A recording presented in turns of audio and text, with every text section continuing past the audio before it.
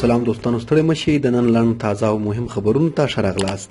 لومړی، د لوی څارنوالۍ 21 کارکوونکي د فساد په تور نیول شوي دي. لوی څارنوالۍ اعلان وکړ چې د تیر یو نیم کال په بهیر کې د څارنوالۍ عمومي ریاست د رشوت او د فساد د نورو پیښو 38 دوسیې مستندې کړي او عاملان یې تر عدلي او قضایي تعقیب لاندې دي. د دغو دوسیو په تړاو 50 تنه دولتي کارمندان نیول شوي دي. د لوی څارنوالۍ عمومي ریاست رئیس وایي چې 28 دوسیې د تیر لمریز کال اړوند وې چې 15 د رشوت اخیستو او 14 نور یې د اداري فساد مربوط دي.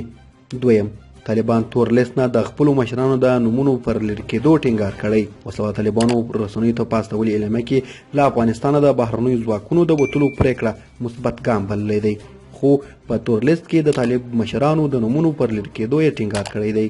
دوی ویلي تر اوسه دا مسله نه ده حل شوې او په دغه برخه کې باید عملي ګامونه واخیستل شي. طالبانو د اعلامیه د هوکړې د لاسلیک د لومړي پړاو د 115 ورځو له بشپړېدو وروسته طالبانو نن خپره کړې.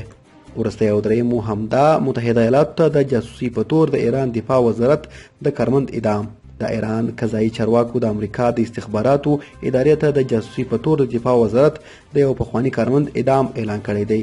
د ایران د قضایه قوې ویان غلام حسین اسماعیلي وویل رضا اصغري د دفاع وزارت یو متقاعد کارمند او د سی آی ای لپاره یې جاسوسي کوله.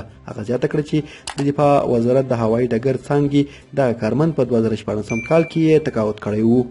دوستانو، د نن مهم او تازه خبرونه مو هم دومره وه. تر بیا ښې چارې.